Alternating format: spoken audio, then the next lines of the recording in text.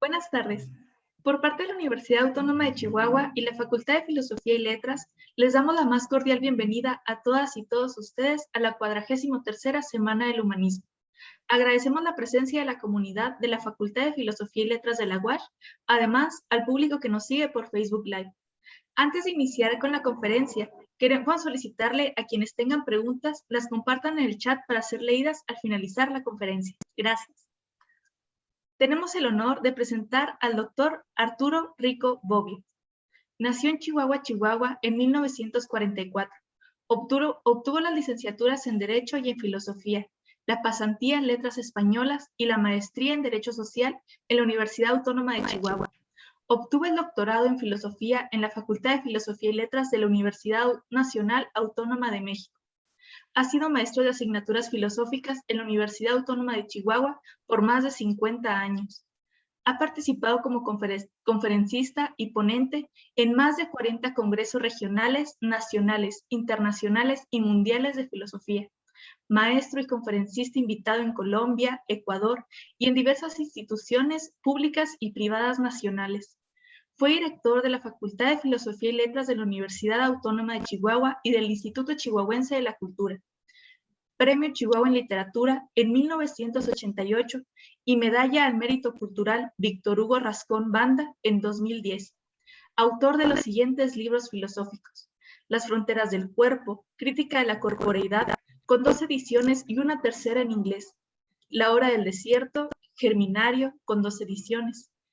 Teoría corporal del derecho, Tránsito filosófico de la crisis a la esperanza, Muerte y resurrección del cuerpo.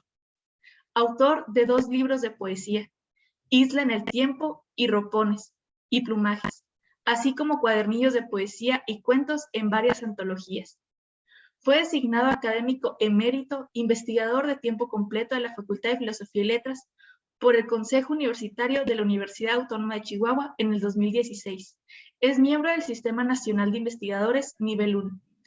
Nos presenta la conferencia Consideraciones éticas sobre la desigualdad desde la perspectiva del cuerpo. Adelante, por favor. Muchas gracias. Muchas gracias a mi presentadora, Ivette, y a todo el equipo que dirige esta conferencia en vivo. El tema que voy a abordar es un tema que a mí me ha preocupado mucho desde tiempo inmemorial. La ética fue mi primer campo de especialización filosófico. Casi puedo decir que desde la preparatoria traía yo la inquietud por el quehacer ético, por la justificación de los fundamentos de una ética que pudiera ser universalizable.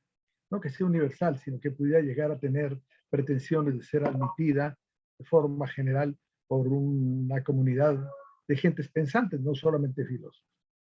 Miren, el tema de la desigualdad, que es digamos, la piedra de toque sobre la cual tenemos que hacer consideraciones éticas, es un tema antiquísimo, es el gran problema del género humano, pero no es algo que haya sido dejado de lado, siempre ha sido tratado, siempre ha sido motivo de legislaciones, está en la Declaración de Derechos del Hombre, Universal de los Derechos del Hombre, desde sus inicios, desde su planteamiento, de su proemio, y en los primeros artículos, donde se habla mucho de la igualdad, y así lo dice, por ejemplo, el artículo 1: todos los seres humanos nacen libres e iguales en dignidad y derechos. Lo que pasa es que en realidad esa declaración, que es por supuesto programática, es lo que quisiéramos ver, en la práctica no se da. La desigualdad es algo que impera en las sociedades, que impera aquí mismo en México, aquí en Chihuahua. Es algo que estamos sufriendo tanto por razones de género, que el varón se entroniza por encima de la mujer, que existen divisiones terribles en las sociedades entre una clase acomodada y una clase muy numerosa, que es la clase obrera o trabajadora o desempleada. Entonces la igualdad no se da. Y es que el problema de la igualdad no está tanto en la condición humana, no es que seamos iguales todos, es que todos tenemos derechos a que se nos dé un trato igualitario en cuanto a las posibilidades de crecimiento. Así lo entendió muy bien la Declaración de 1948 de todos los países reunidos como Organización de Naciones Unidas. Y eso es algo por lo que todos queremos pugnar. Desgraciadamente, esto que es, como podríamos decir, una especie de imperativo ético jurídico, no se cumple, no se cumple en el mundo. Hay países ricos y países pobres. Hay grupos favorecidos y otros desfavorecidos. Esa igualdad de posibilidades, porque la condición humana es diversa, somos distintos, somos diversos. No podemos considerar que la igualdad es como en el campo de las matemáticas y de la física. No podemos decir que A es igual a A, es equivalente al tema de un ser humano igual a otro, porque no somos iguales en cuanto a características, en cuanto a facultades, en cuanto a necesidades incluso. Pero sí es una expectativa que todos quisiéramos tener, que todos tuviéramos posibilidades equivalentes para desarrollarnos como seres humanos. Pero ahí es donde viene la ética. Hay que señalar que vivimos una época difícil. La pandemia nos ha puesto en jaque muchas convicciones y muchas seguridades. Claro, ha recalcado, lo dijo muy bien el conferencista Javier Alejandro Camargo el día lunes que se empezaron estas jornadas de la Semana del Humanismo, lo dijo perfectamente bien. Hay una serie de factores que la pandemia ha acelerado y Boaventura Sousa Santos, que fue uno de los comentados, él lo presenta bajo el título La cruel pedagogía del virus. La verdad es que cualquier catástrofe, cualquier calamidad, cualquier cosa que sea colectiva, y esta fue para todo el planeta, nos pone en jaque muchas cosas, entre otras, el querernos hacer de la vista gorda del que la desigualdad impera en el mundo, que la desigualdad está entronizada en las instituciones políticas, sociales, económicas, educativas, en todos los rangos, en la medicina. La desigualdad está ahí y está como una especie de peso terrible que cargamos en nuestras espaldas los que somos habitantes de este siglo. Nuestra generación, que está aún presente, y las que vienen, que van a cargar con este peso y que tendrán que resolverlo de una u otra manera. Esto pasa por la ética, decíamos. Pero hay que ver la situación de la ética en nuestro siglo y milenio. Estamos pasando desde el siglo XX lo que yo llamaría un desfondamiento de la ética. Desfondamiento. ¿Por qué? Porque realmente ha habido una embestida terrible contra varios temas filosóficos y muy especialmente contra los temas éticos. Ya venía un poco de antes, desde principios de la modernidad, el escepticismo que se iba adueñando de espacios de la reflexión para hacernos pensar de que no hay posibilidades de establecer una reflexión ética de validez universal. Pero esto fue creciendo a lo largo de la modernidad. Hay razones que trataré rápidamente de explicar. Por lo pronto, lo que quiero es señalar la arremetida más reciente, que es la del siglo XX. En el siglo XX comenzamos el siglo desde 1903-1904 con una declaratoria de la imposibilidad de definir lo bueno, proclamada por un inglés brillante, un filósofo inglés de corte analítico, lógico-analítico, George Moore. George Moore dijo que no se podía definir lo bueno porque eso provenía de una convicción en que puede haber una definición válida para todos. Y cualquier concepto que tengamos o que sostengamos sobre qué es bueno y qué es malo, inmediatamente excluye a los demás. A eso simplificadamente lo llamó la falacia naturalista. Él venía cargando como un patrimonio las declaraciones de David Hume, que todos conocemos como la ley de Hume. Claro que no es lo mismo lo que Moore proclama, pero ahí resuena un poco el pensamiento de este extraordinario filósofo escéptico o empirista y escéptico inglés, irlandés.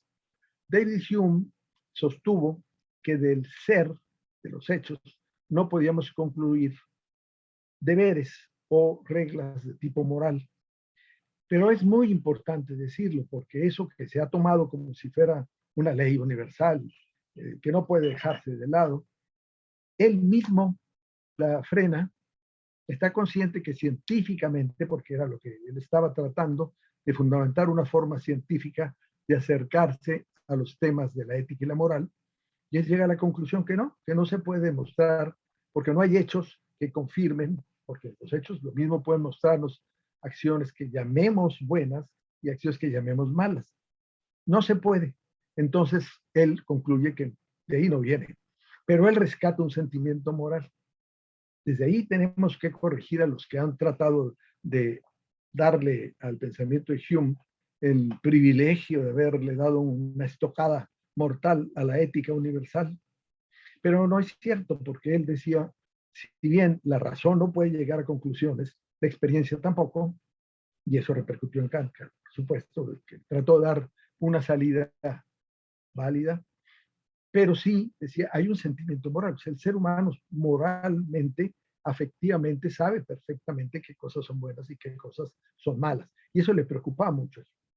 Hago justicia a este pensador para que no se crea que fue un enemigo de la ética, pero sí dejó pie para una ética de carácter irracional, o sea, no basada en los dictados de la razón ni en las experiencias que podamos nosotros acumular en nuestra vida, en nuestro paso por la vida. Bueno, ese fue un antecedente fuerte de Moore, pero Moore sí lo planteó de una manera radical. Dijo, lo bueno es indefinible. Ante una declaración de tal envergadura, entonces, ¿qué puede hacer la ética? Él escribió una Principia Ética. Lo que pasa es que él dice, no podemos definir lo bueno, pero sí podemos enseñar cómo manejar los juicios acerca de bueno y malo y las normas que presuponen que unas cosas son buenas y otras son malas.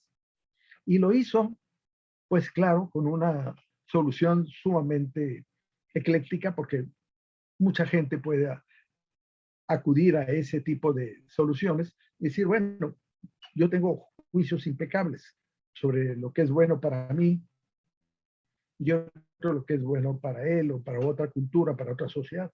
Y piensen que a principios del siglo XX, en el que Moore estaba sembrando esas ideas que repercutieron en varios pensadores, incluso llegaron hasta nuestra facultad, años A, y tuvimos una época en que estuvimos bastante cercanos a la reflexión de Moore.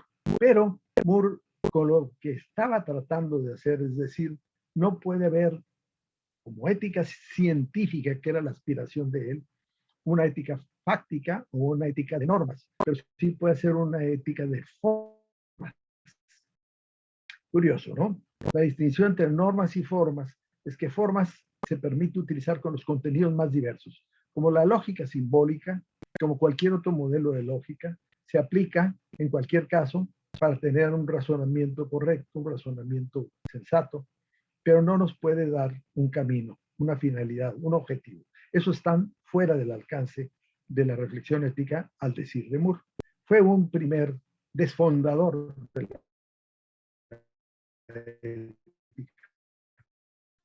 de él, otros indirectamente, porque Moore tuvo contacto con el Círculo de Viena, con ese grupo de filósofos cientificistas que a principios, aproximadamente el primer trienio del siglo XX, empezaron a trabajar y que se carteaban con Moore.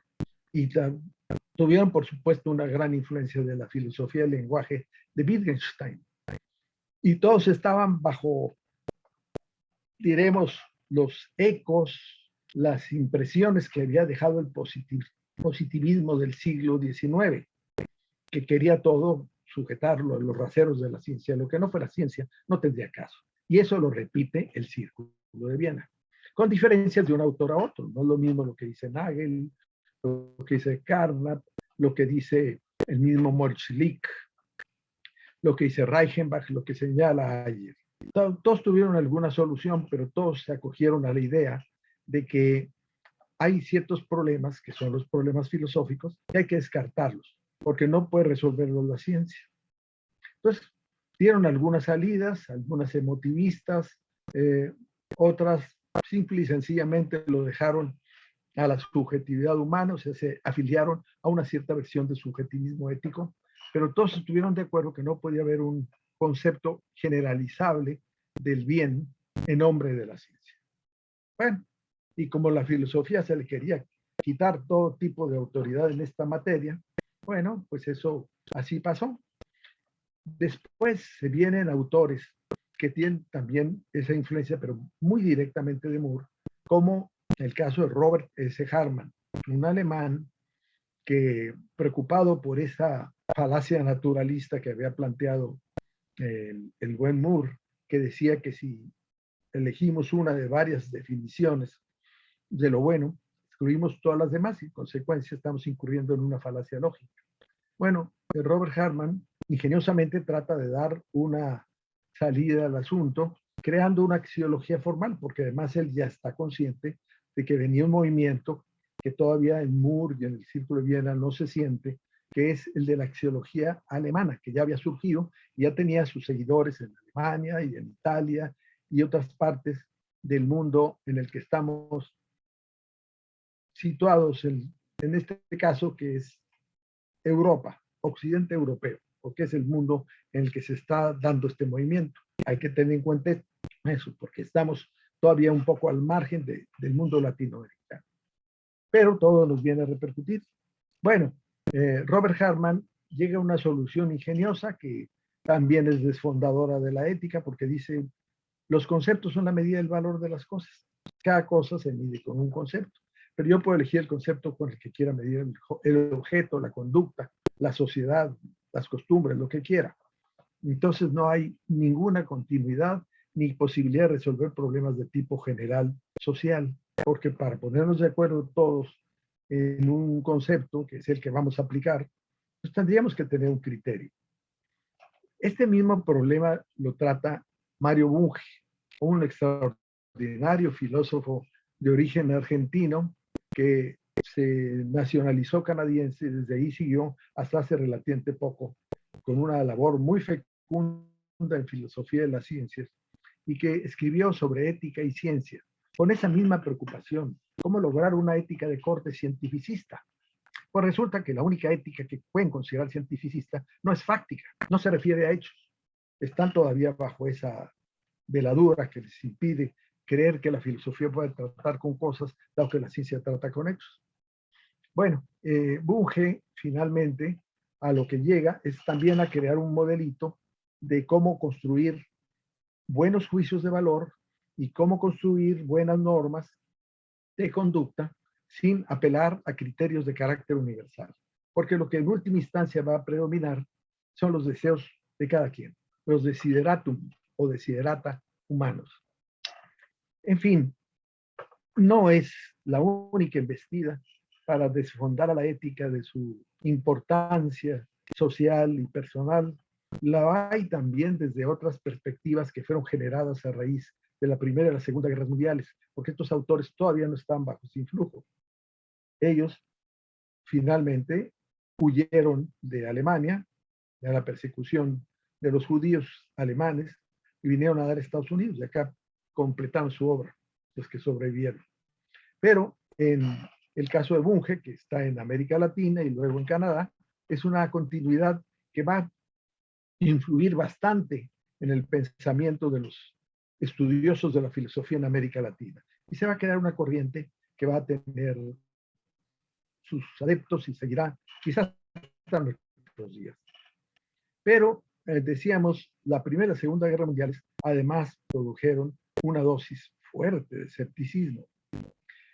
El uso de las bombas, las famosas bombas de hidrógeno, bombas atómicas, produjo una sensación de desazón, no solamente en los derrotados, en el eje que fue derrotado en Alemania, en Japón, en Italia, sino también en los aliados, en los que habían sido, sobre todo Estados Unidos, responsables de ese bombardeo en Hiroshima y Nagasaki.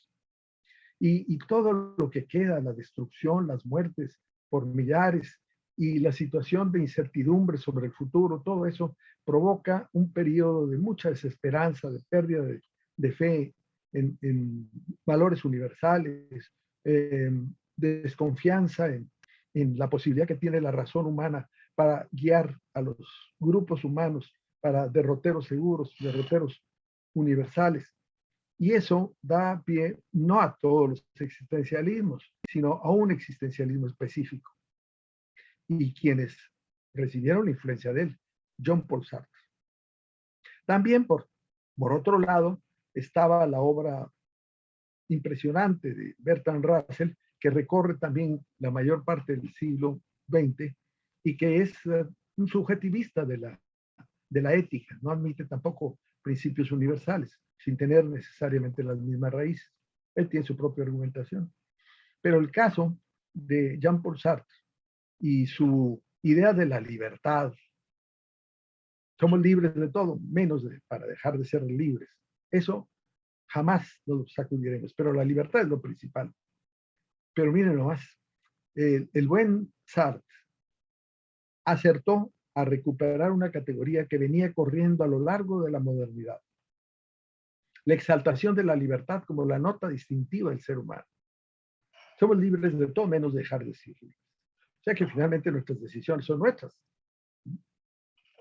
Un poco relativo el llegar a esta conclusión tan radical, porque yo me preguntaría qué tanta libertad tienen las personas que no tienen recursos, que no tienen educación, que viven en condiciones muy limitadas, tanto geográfica como culturalmente. Pero bueno, la idea de él, un hombre ilustrado, en una Europa ilustrada que sin embargo está sufriendo las consecuencias de una guerra absurda, una guerra de conquista provocada, claro, por el nacionalsocialismo, pero que culminada por los aliados y en alianza, por cierto, con la Unión Soviética, que luego se convierte en el siguiente rival, el rival en turno, un juego de rivales. Bueno, estamos contemplando otro factor que llamaríamos nosotros el factor tal vez ateístico, porque empieza a negarse con mucha insistencia en la posibilidad de que invoquemos a un juez supremo, a una instancia más alta desde la cual puedan provenir los valores y, por supuesto, los reclamos a las malas conductas humanas, a las acciones indebidas. Esto era parte del espíritu moderno, que era un espíritu laico y además había secularizado, había dejado la religión, las creencias al campo de la experiencia personalísima, a lo que fuera cada quien de alguna manera convidado por su educación, por su preparación. Y en este ambiente que huele mucho a escepticismo, a desencanto, se desarrolla una propuesta encabezada o por lo menos lanzada públicamente bajo ese nombre por François Lyotard, otro francés. Recuerden que Francia estuvo ocupada y hubo un movimiento colaboracionista con el gobierno de Vichy, con el gobierno nacional socialista y un movimiento de resistencia, el que estaba Sartre y otros autores, otros pensadores. Pero de todas maneras, el desencanto cundió mucho en la cultura francesa y de ahí surgió ese planteamiento que considero como muy distintivo del desfondamiento ético de nuestro tiempo, que llamamos posmodernismo, posmodernidad. Lyotard plantea la posmodernidad como el final de los metarrelatos. Metarrelatos son todos los grandes temas de la filosofía, sobre el hombre, sobre Dios, sobre el mundo, sobre el valor, todo lo que de alguna manera fueron los problemas universales que los filósofos siempre trataron, unos con más entusiasmo que otros, claro. Pero aquí abandonar los metarrelatos era quedarnos en un campo de ejercicio absoluto de la libertad. Esa exaltación de la libertad, que repito, ya venía por designación desde el modelo de la sociedad burguesa en principios de la modernidad. La libertad era la base de la economía, la libertad era la base de la política, la libertad se ejercía a través del voto, ya cuando se empezó a establecer un sistema de representación de gobiernos democráticos, porque era por decreto de la mayoría, pero una mayoría siempre calificada, o sea, primero eran solo varones, luego se añadirían las mujeres tardíamente, en el siglo XX principalmente, y siempre con una discusión sobre si tienen capacidad para elegir las personas que no tienen educación. Y bueno, porque no tienen educación, ¿qué pasó? Que se abandonó a sectores mayoritarios de la población sin darles la educación suficiente para elegir sus representantes. Todo esto habla de una cultura que trata de justificar lo injustificable. Yo siento que la posmodernidad es el gran lavado de manos, es el Poncio Pilatos de nuestro tiempo. Pero muchos la proclaman como la ideología de nuestra época. Y aquí paso especialmente a referirme a algunos de los filósofos postmodernos, como, bueno, a Foucault no lo ubican generalmente en ese sentido, pero sí lo invoca Gianni Battimo como uno de los principales defensores de la postura que él va a declarar como postmoderna. Porque Foucault, finalmente, así como Nietzsche había hablado de la muerte de Dios, Foucault habla de la muerte del hombre. La muerte del hombre en el sentido que el hombre es un ser histórico, es un ser producto de sus condiciones culturales, es diferente según cada época, es rehecho según las condiciones del momento, de la evolución de la sociedad y de la civilización. Entonces, no hay un tipo de ser humano, es una subjetividad de tantas. Y esa propuesta, Battimo la toma como uno de las banderas de la posmodernidad. Battimo es un hermeneuta definitivamente convencido de que la hermenéutica es la herramienta filosófica por excelencia de nuestro tiempo. Al punto de decir que es definitivamente el tema, lo que llamaríamos nosotros el know-how de una cultura. En este momento es precisamente la hermenéutica con lo que pensamos el mundo. Y ese pensar el mundo desde la hermenéutica le lleva a él a decir, bueno, hay muchas interpretaciones. Es motivo para un subjetivismo en cuanto a resultados, porque ¿qué interpretación mejor que otra? En las viejas filosofías que él considera ya obsoletas y abandonadas, él de alguna manera reclama para la filosofía una muerte digna, una muerte tranquila, pero sí sostiene una postura filosófica y muy radical en el sentido de que esa propuesta de la hermenéutica es la única que nos queda para poder enfrentar la realidad. ¿Y qué es lo que debemos de hacer? Que la hermenéutica sea un acto de libertad. O sea, no hay una lectura posible del mundo.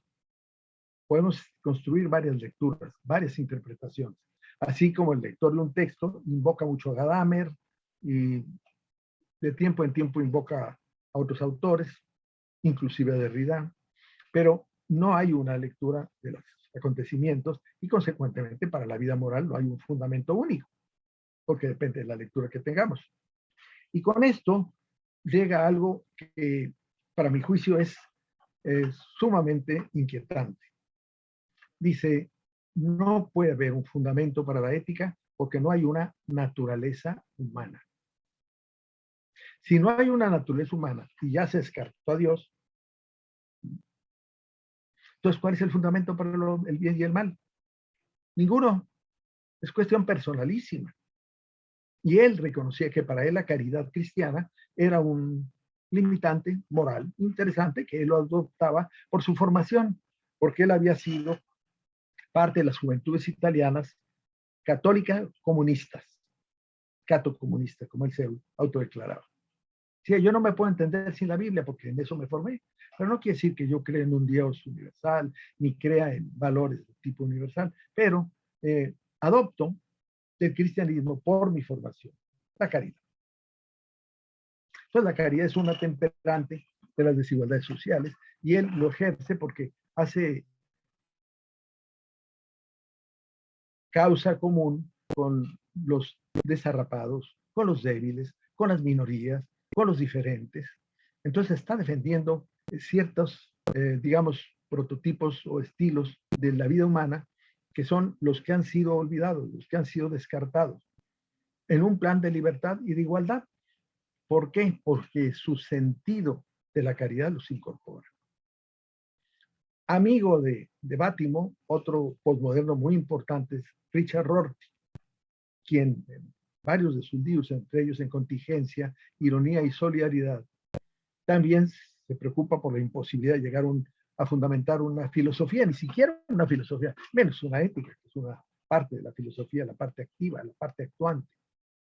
Y dice Rorty que no es posible llegar a un consenso en materia ética o moral porque todos manejamos diferentes familias de lenguaje. Cada familia de lenguaje tiene una determinación de lo que es bueno y lo que es malo, y como estamos formados dentro de una o de otra de estas familias lingüísticas, lectura muy libre del primer Wittgenstein y del segundo, él termina por llegar a la conclusión de que no hay tampoco un asidero para la ética de carácter universal. Y con eso, pues nos pone en un gran problema. Trata de atemperar o de suavizar su propuesta, igual que lo hace Batim con la caridad, pero él aludiendo a la solidaridad. No es un factor racional, es un factor emocional. Somos solidarios con los que son cercanos a nosotros, con los nuestros, con los próximos. Y eso lo lleva a sostener que definitivamente deberíamos de inculcar un tipo de lecturas que estimularan la solidaridad. La pregunta que se le podría hacer, pero bueno, ahorita pues ya hace algunos años que falleció, es qué lecturas van a estimular la solidaridad y cuáles no. Porque él pone ejemplos muy interesantes de cómo ciertas lecturas nos hacen comprender al otro, al diferente, al que está lejos de nuestra cultura, y nos hace ampliar un poco el marco de nuestra solidaridad, pero también está convencido de que nunca será una solidaridad universal. Y lo dice abiertamente. Podemos ser solidarios con más gentes, pero no con todos. Y nos deja otra vez desarmados. Y a la ética le quita sus armas principales, que son los argumentos con los cuales podría apelarse a una construcción que fuera aceptable hasta donde fuera posible para la mayoría. Bueno, es porque la posmodernidad maneja lo que llamaríamos nosotros una epistemología equivocista. No hay una verdad, no hay una idea del bien, no hay una idea de la belleza. Hay múltiples y ninguna es mejor que otra. Bueno, hasta ahí queda el planteamiento desfondador de la ética, porque algunos dicen la ética ya no tiene nada que hacer. El mismo Rorty no habla ya de ética. Todavía Batim sí la menciona, pero la menciona en un sentido moral, identificándola con una moral de la caridad, una moral del acompañamiento a otros, a los diferentes. Bueno, ¿qué pasa con la igualdad si nos aceptamos y dijéramos que tienen la razón estas éticas del desencanto, por llamarlas de alguna manera? Estas éticas formales a lo más que nos pueden dar estructuras para argumentar muy lógicamente en estos términos. Bueno, claro que hay una corriente fuerte que va en sentido completamente diferente y que estaba plasmada ya desde 1948 en la Declaración de Derechos Universales del Hombre, pero que además la han manejado algunas filosofías, el personalismo, qué decir de Mounier, de Levinas, la filosofía de mínimos y máximos de Adela Cortina, que también finalmente está buscando reductos para una ética y una moral generalizables, y no universales en el sentido radical, sí generalizables. ¿Y qué decir de otros horizontes que se nos están abriendo y que es a lo que yo paso de inmediato para que no se nos agote el término sin decir algunas cosas sobre el tema, que es la gran cuestión que se quedó en el tintero, que se dejó, se fue negando a lo largo de la modernidad, la condición humana. ¿No tiene el ser humano, todos los seres humanos, algo en común? ¿No hay algo que nos recorra a todos por igual? Que sea nuestro fundamento. Bátimo diría que no hay una naturaleza humana, pero es que pensar en naturaleza humana no quiere decir pensar algo estático. El ser humano, como todos los seres vivos, es un ser en proceso, es un ser en crecimiento. Bueno, una categoría que ya estaba en el camino y que algunos autores lo tomaron, pero como que no le dieron toda la importancia que debía ser, fue una categoría que Nietzsche había ya invocado desde el siglo precedente, desde el siglo XIX, la categoría de cuerpo. decía que todo es cuerpo, que la conciencia es cuerpo y el cuerpo está movido por criterios de tipo vital. Es una necesidad de crecer, de fortalecerse, en fin, es una búsqueda la vida de un fortalecimiento. Hoy diríamos que es una lucha contra la entropía, contra la decadencia, pero Nietzsche no llegó ahí, nada más la voluntad de querer y de ser que él planteó. Pero un filósofo de la línea fenomenológica francés que convivió con estos autores, convivió con Sartre, tuvo debates con Sartre, Maurice Merleau-Ponty, planteó el cuerpo como la gran categoría para volver a entender al ser humano. Y lo dijo claramente, que fuera el cuerpo, nada, porque el cuerpo es el que dotaba al mundo de sentido, es con el que transformamos la realidad y es el que se proyecta en todas las cosas para darle sentido, para crear sistemas de significación. El cuerpo dota de sentido al mundo. Y habría que dar un paso más allá. Eso lo dijo y trató de subsumir cuerpo y alma diciendo, desde una perspectiva somos alma, de otra perspectiva somos cuerpo, pero es un solo todo. El cuerpo es un todo. Y sí, esto es lo que estamos trabajando en estos tiempos como la gran búsqueda y la gran invitación a los estudiosos de la filosofía. Estudiar los cuerpos, porque no solamente el ser humano es cuerpo. El problema es que todavía creemos que tenemos un cuerpo y por eso lo ponemos un poco de lado. Pero el decir que somos cuerpos en un mundo de cuerpos diferentes, pero también los cuerpos humanos somos diferentes. Lo que pasa es que decir que somos cuerpos nos enfrenta al problema del dualismo que venía arrastrándose por una corriente del pensamiento occidental que era oriunda de Platón, ni siquiera de Santo Tomás, pasó por San Agustín, llegó a Descartes y se entronizó en el mundo occidental como el dualismo de sustancias, sustancia espiritual y sustancia material. Desgraciadamente al cuerpo le tocó la de malas porque se le decretó como sustancia material y al mundo se le interpretó como sustancia material. Esto es, el mundo había que estudiarlo sin finalidad, sin propósito, sin intención. Los seres vivos eran producto de fenómenos de tipo causal, porque así lo explicó la ciencia en su carácter secular negó las causas finales que Aristóteles había planteado. Pero al hacerlo así, descartó un factor fundamental para comprender la naturaleza, porque la naturaleza tiene procesos que tienen dirección, tienen rumbo, y ese rumbo es similar, no idéntico al humano. Todo cuerpo viviente pasa por un proceso de crecimiento, tiene que sostenerse, tiene que desarrollarse y llega finalmente a alguna meta. En este caso, en los seres vivos es como un ciclo de estar sustituyendo una nueva generación, nuevos especímenes a los anteriores. ¿Y el ser humano qué? El ser humano también, como cuerpo en proceso, deberíamos aprender a entender su similitud y también sus diferencias con los otros cuerpos vivientes o inorgánicos. El cuerpo humano es un cuerpo en deuda. Es un cuerpo que está constantemente siendo apalancado, apuntalado, construido por la comunidad humana en la que está inserto. Todos nosotros, si estamos hablando, los que hacemos filosofía o hacen ciencia o historia, estamos hablando siempre con todo el acervo de los que nos acompañaron y antecedieron y que nos aportaron ideas, nos aportaron interpretaciones y que todo eso viene a ser la materia prima con la que pensamos. Estamos construidos tanto por cuerpos biológicos como por cuerpos humanos que nos han ido dando las herramientas para seguir interpretando y transformando la realidad. Ese trabajo conjunto de la especie humana se da en otras especies, pero a nivel especie limitada. O sea, dentro de un grupo, por ejemplo, una colmena de abejas, está perfectamente interconectada para cumplir sus funciones biológicas. Y la especie humana no, porque ha leído mal sus acontecimientos, se enfrascó en guerras con sus congéneres y con una visión que cada vez, sobre todo en la modernidad, fue más individualista, como si cada ser humano fuera el principio y el fin del proceso de evolución. Cuando que todos los seres humanos somos seres completamente endeudados, construidos con fragmentos de nuestros ancestros, anónimos no anónimos.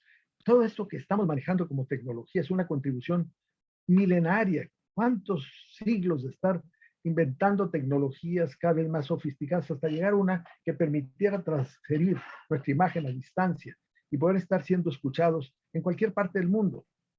Eso es una labor de millones de seres humanos, muchos anónimos, la mayor parte de ellos anónimos, operarios, trabajadores, pero inventores, investigadores, científicos, tecnólogos, pero todo eso habla de una labor colectiva, o sea, somos una obra colectiva. Debemos de quitarnos la idea individualista que nos heredó la cultura occidental, porque fue una cultura belicista, una cultura de primero es mi país, primero es mi nación, primero es mi lengua, primero es mi cultura que la de los demás. Esta es la superior. Y eso se encadenó precisamente en la Segunda Guerra Mundial, cuando un pueblo con una ideología, el nacionalsocialismo, se declaró ser el guía de todos los pueblos, el único con derecho a ser. Y eso ha estado detrás del sionismo y de muchas otras ideologías que terminan por provocar la guerra, como en el caso de Estados Unidos, cuando se atreve a medirse con pueblos del cercano oriente, claro, con intereses económicos que lo guían, porque desgraciadamente no hay un sentido de la solidaridad, pero no la solidaridad como una cuestión emocional, la solidaridad como un reconocimiento de nuestra condición original. El ser humano está construido entre muchos. Yo reconozco en mis orígenes, en mi formación, en mi manera de pensar y en lo que les transmito, 1000 aportaciones, de las cuales señalo unas pocas, porque es difícil decirlas todas en una conferencia, en un momento así. Pero esa es la verdad. Estamos constantemente siendo alimentados y retroalimentamos el mundo en el que estamos con experiencias personalísimas, porque hay un núcleo personal, porque cada ser humano es un cuerpo único, como son cuerpos únicos los seres vivos, todos. Eso es algo que ya los biólogos tienden a reconocer. Pero bueno, ahorita concentrémonos en el ser humano. Es un cuerpo en un mundo de cuerpos diferentes. Y es un cuerpo que en esa relación con los otros cuerpos tiene una serie de compromisos éticos que tendrían que ser reconocidos. ¿Por qué compromisos éticos? Primero, porque somos movidos por una serie de factores que llamaría yo valencias, que son nuestras necesidades y dotados de una serie de recursos que son capacidades humanas. Las necesidades que nos mueven son en parte compartidas por todos los seres vivos. Son necesidades de subsistencia, necesidades de comunicación, necesidades de desarrollo o realización, en el caso humano, realización personal, y necesidades de pertenencia o de incorporación a algo mayor que nos dé justificación, nos dé sentido, nos dé razón de ser. Ese cuádruple grupo, por lo menos el que hasta ahorita detectamos, habría que escarbar más abajo y tal vez más arriba, nos lleva a una concepción del ser humano como no un ser en ceros, que un ser que tiene condiciones que la psicología, la antropología, las ciencias sociales vienen estudiando tiempo atrás, que los filósofos a veces no lo queremos reconocer. Que somos susceptibles de control, como decía Foucault, cierto, los cuerpos son susceptibles de control, pero son susceptibles de control porque nos controlan los mecanismos que operan sobre nuestras necesidades y sobre nuestras capacidades, dándole a unos lo que requieren, a otros dificultándoselo, dando a unos las posibilidades de desarrollarse y a otros no. Es un mundo injusto, un mundo desigualitario, porque no está las condiciones de la cultura al servicio del desarrollo de todo el ser humano. Entonces, ¿hay algo que desarrollar? Claro, porque si somos un ser vivo, como cualquier semilla, como cualquier ser en gestación, animal, planta, tiene, por supuesto, ciertos procesos que completar, que desarrollar, entre los cuales el ser humano tiene unos muy vinculados al campo del conocimiento, porque somos seres que podemos plantearnos cuáles son las leyes o las regularidades que rigen la naturaleza y consecuentemente tenemos una posibilidad de influir sobre ellas, pero no irresponsablemente, sino como parte de ese sistema, porque Occidente ha estado empeñado en convencernos de que somos seres únicos, excepcionales, muy superiores al resto de la naturaleza. Pero la verdad es que somos dependientes, como cualquier otra forma de vida, del sistema total. Y eso nos lo muestran circunstancias como la pandemia, como otros tipos de tragedias que la naturaleza a veces nos provoca y que muchas son reacciones naturales al sinsentible, sin razón humana, porque los humanos hemos desconocido ciertamente que estamos por encima por ese narcisismo que tanto hablan algunos filósofos contemporáneos, que trae el ser humano y que lo hace sentirse que es el rey de la creación. Claro que somos un partícipe más en el proceso, con responsabilidades mayores, porque tenemos más conocimiento y tenemos más capacidad de influencia, sobre todo a través de esas extensiones del cuerpo que somos, porque no es un cuerpo que tenemos, sino el cuerpo que somos como un sistema total, parte visible, parte invisible, y que puede prolongarse a través de las extensiones de la cultura. Las extensiones de la cultura, para completar esta exposición y dar oportunidad a algunas preguntas, porque creo que me he extendido mucho, las extensiones de la cultura son siempre como añadidos con los cuales, por un lado, tratamos de resolver nuestras necesidades, porque somos seres, dicen algún antropólogo como Linton, que somos deficitarios. Yo diría no, somos interdependientes, requerimos de otros seres para alimentarnos, para nutrirnos, necesitamos oxígeno, necesitamos agua, necesitamos una serie de factores. Pero aparte de eso, necesitamos tener información del mundo. No nos movemos instintivamente con otras especies. Tenemos que interpretarlas. La interpretación, la hermenéutica es parte de la forma de vivir del ser humano. Hablar de lenguaje es hablar de hermenéutica. Donde hay lenguaje estamos interpretando la realidad. Estamos sustituyéndola con algo que puede servir o puede al contrario confundirnos y llevarnos por caminos equivocados. Yo puedo creer que las palabras tienen una vida propia y que son más importantes que el mundo. Y llegar a conclusiones como las de Baudrillard, cuando decía que estamos sustituyendo el mundo de los objetos por el mundo de los símbolos, por un mundo virtual. Sí, es cierto. Estamos aprendiendo a vivir un mundo construido por el hombre, porque quisiéramos no tener que vivir de la naturaleza, sino vivir solo de la cultura. O sea, vivir de nosotros mismos, incestuosamente, narcisistamente, autofágicamente, como devorándonos a nosotros mismos.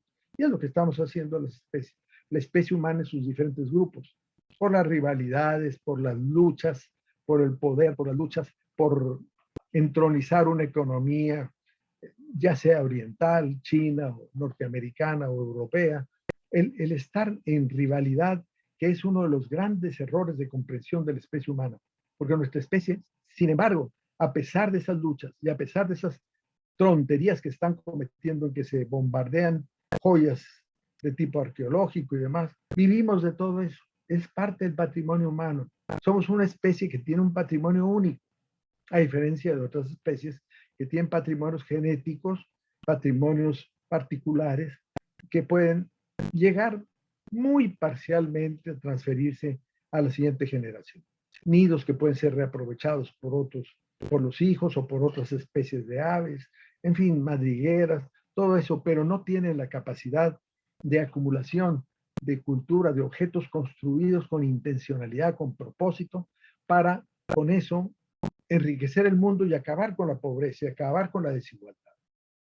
La desigualdad es éticamente hablando, porque aquí sí podríamos decir que el cuerpo que somos marca los rumbos, los derroteros éticos universales.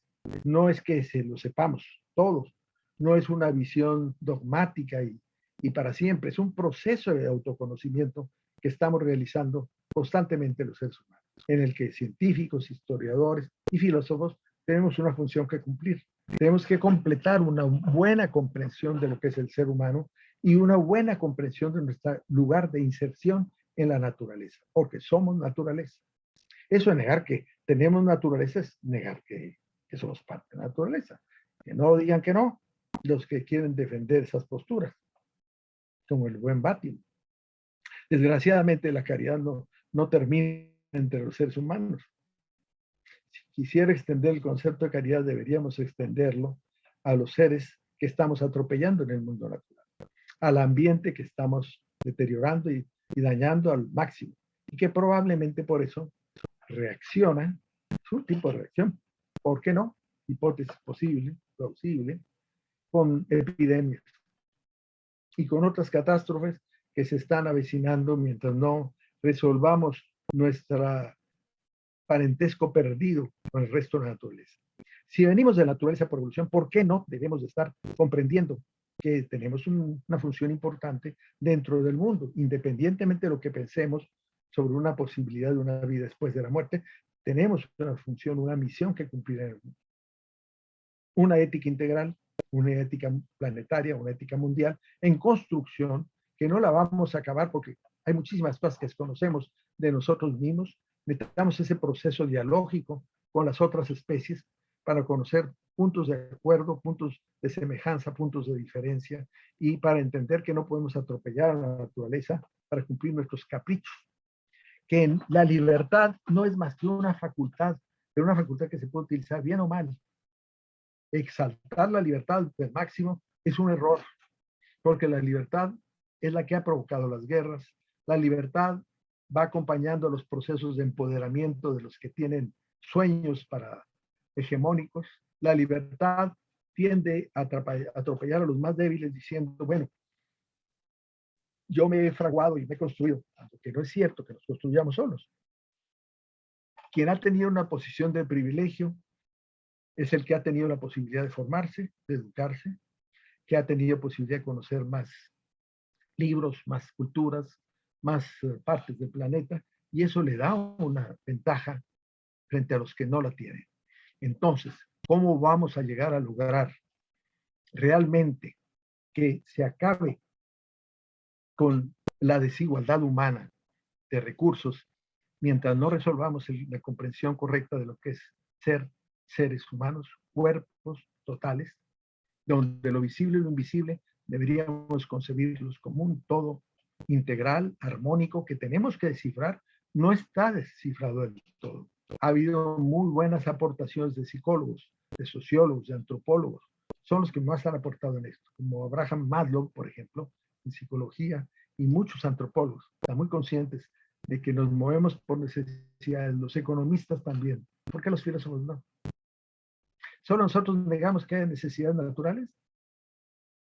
Bueno, tendremos que aprender a no comer, a no dormir, para negar nuestra naturaleza. Tendremos que aprender a no comunicarnos, a no leer, a no recibir el conocimiento de otros, para renunciar a la naturaleza común. Yo pienso que hay mucho que hacer en el terreno de la comprensión de los cuerpos. Y si llegamos a mejorar nuestra perspectiva de que somos cuerpos, no tenemos cuerpos, somos cuerpos. En el mundo de cuerpos, si lo logramos hacer adecuadamente, esa será la pedagogía del cercano futuro.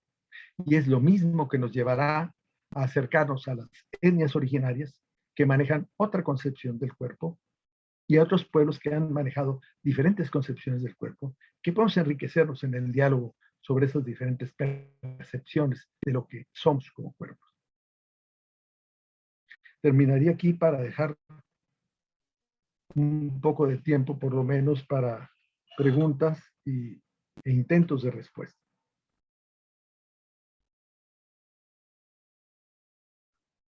Claro que sí. Muchísimas gracias por la conferencia. Siempre es un honor poder aprender de usted. Hay muchas felicitaciones en los comentarios diciendo exactamente lo mismo, que siempre es un placer y un honor escucharle y nuevamente aprender de usted. Tenemos 3 preguntas bastante interesantes. La primera es de Aram José y dice: tomando en consideración que la naturaleza humana no es estática, ¿qué entiende usted por naturaleza humana? La naturaleza humana, como yo la concibo, de la mano de los datos de la ciencia, ni crean que es un concepto especulativo de la filosofía. De las manos de la ciencia son todas esas facultades con las que nacemos y que guían el proceso de crecimiento humano y que nos llevan a buscar satisfactores, nos llevan a ejercitar nuestras facultades, algunas comunes, otras distintivas, porque no las tenemos en la misma proporción. Pero el crecimiento de lo que traemos como condiciones originales en las circunstancias en las que se permite el crecimiento, porque ustedes saben que una misma semilla Yo siempre me encanta comparar al ser humano con las plantas, porque es donde podemos más radicalmente mostrar las afinidades. Así como las plantas desarrollan sus facultades, pero las desarrollan distintos según las condiciones de la tierra, de la humedad, del sol que tienen, así el ser humano desarrolla sus capacidades y satisface sus necesidades, que yo le pongo énfasis a las necesidades, porque las necesidades son lo que tenemos que resolver para seguir en el mundo. Necesidades insatisfechas o mal satisfechas nos llevan a procesos de tipo patológico, a enfermedades, a raquitismo, a muchas cosas. Entonces, lo que pasa es que no pensemos solo en las necesidades biológicas o biogénicas, pensemos en necesidades del otro, las necesidades del otro como otro, que es lo que Levinas tanto marca y la filosofía de la persona siempre ha estado insistiendo en eso. Las necesidades del conocimiento, que son necesidades que todo el mundo tiene, pero que no todos tienen el mismo apetito, el mismo deseo, ansiedad de conocer más, y se conforman con lo que nos proporciona una educación básica o nos proporciona una educación religiosa. Pero la necesidad del conocimiento es una necesidad que nos mueve profundamente a los humanos, porque nosotros no nos podemos mover solo por instinto. Los famosos instintos que Freud planteó, el eros y el tánatos, instinto de vida, instinto de muerte, son una prefiguración de lo que está aquí en juego. Son realmente factores que conscientemente los mueven, los manejan, nos impulsan, pero tenemos que procesarlos. Si no los interpretamos, no los resolvemos o los resolvemos mal. Por ejemplo, no me dirá usted que si yo tengo hambre me voy a satisfacer como un caníbal comiendo a mis congéneres, habiendo tantas cosas que comer. Yo pienso que el respeto del otro, entendiendo que no hay un ser humano igual a otro, es lo que da la razón de hablar de la dignidad humana. Está completamente investigado por los científicos que genéticamente, fíjense, y eso en lo genético, no hay un ser humano que se repita. Ni siquiera los gemelos monocigóticos son totalmente idénticos. Y luego, la educación tampoco nos hace completamente iguales, nos va diferenciando. ¿Cómo vamos asimilando el conocimiento, la relación afectiva, el intercambio, la sexualidad, que es una forma de la comunicación, que le hemos situado en el campo biológico, pero que está en el terreno? Mal que vivamos, por ejemplo, y esa es otra cuestión ética importante, que hagamos vivir las relaciones, se apodera de los otros, se apodera de la pareja, le impide crecer porque lo toma como si fuera un alimento, es un apéndice propio. Lo ha enajenado como su prolongación. Es la figura del patriarcado, es típica. El patriarca, el varón androcéntrico, androcrático, toma a la mujer como un apalancamiento para su propio desarrollo y le niega ser, le niega crecer. Negar al otro.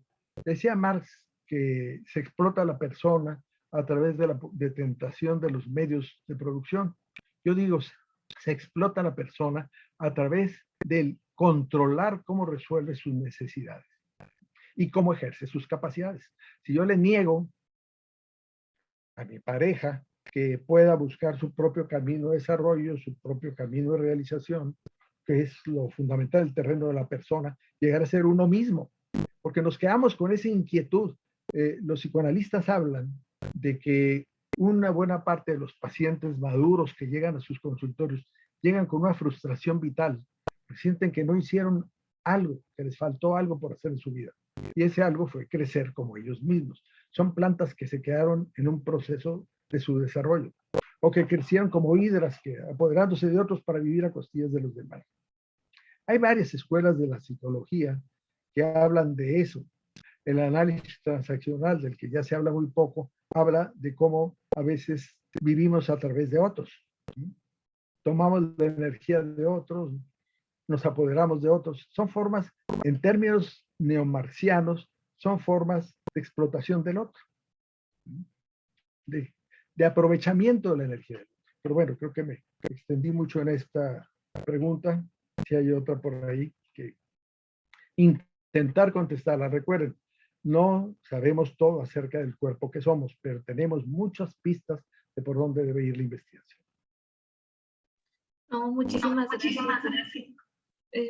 Como no nos va a alcanzar, ya se nos ha terminado el tiempo, no sé si nos podría proporcionar su correo electrónico para quien nos esté viendo y tenga dudas o preguntas, se pueda contactar con usted, así como a quien le haya quedado alguna duda o quisiera hacer algún comentario, pues lo pueda hacer directamente.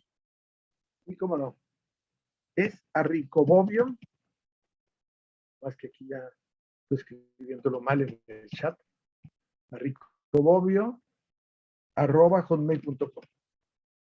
Ahora, lo importante antes de que se cierre la sesión es la invitación. No estamos hablando de un campo concluido de conocimiento y de investigación. Pienso yo que el cuerpo es un horizonte abierto para irlo conociendo cada vez más y mejor, pero que eso nos dará los verdaderos principios de una moral en construcción, de una ética de respeto a todos los seres humanos, porque siendo todos únicos e irrepetibles, todos tenemos algo que aportar, todos, desde la gente que tenga menos educación o la gente más sencilla y menos letrada, hasta los sabios y muy eruditos doctores, todos tenemos algo que aportar. Y esa es la experiencia de cada uno, la vivencia de cada uno. Y muchas inquietudes que todos tenemos para dialogar sobre ellas en un plano de respeto, de horizontalidad, porque hablar del cuerpo no podemos hablarlo en términos jerárquicos, porque los cuerpos son distintos. Yo tengo un tipo de corporeidad físico-anímica, porque aquí está todo el sistema, diferente a mi esposa, diferente a mis hijos, y tengo que entender que no somos iguales, ni mejores, ni peores, simplemente somos diferentes. Comprender al ser humano esa riqueza, en ese abanico enorme de la diferencia. Por eso la desigualdad tiene que ser tratada como problema de la mano con el reconocimiento de la diferencia. Si no reconocemos la diferencia, todas las diferencias humanas, mientras no sean destructivas, agresivas a sus semejantes, no vamos a lograr resolver el problema de desigualdad, porque la desigualdad se nutre, entre otras cosas, de negar al diferente, negar a las etnias indígenas, negar a la mujer, negar a las otras opciones, que son finalmente formas de vida, alternativas, negar a otras culturas cuando no hemos oído comentarios sobre los orientales despreciativos, porque tenemos una fijación de querer ver todo a través de los prismas de nuestra cultura, cuando que es una de varias culturas.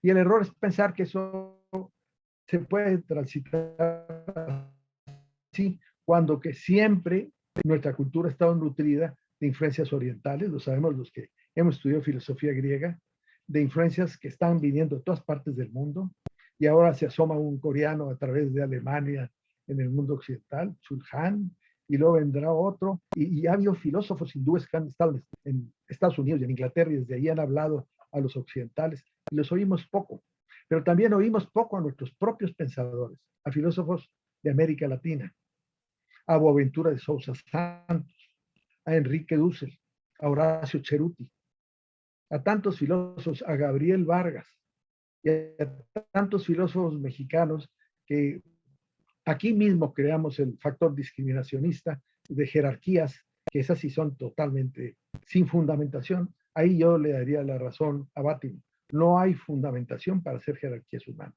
Somos diferentes. No es que unos seamos mejores que otros o superiores a otros. En fin, hay un campo virgen por investigar y yo los invito a trabajar en lo que llamamos filosofía del cuerpo. Muchas gracias. Muchísimas gracias. Es así como finalizamos esta conferencia en la 43ª Semana del Humanismo. Muchísimas gracias. Gracias. Ivette.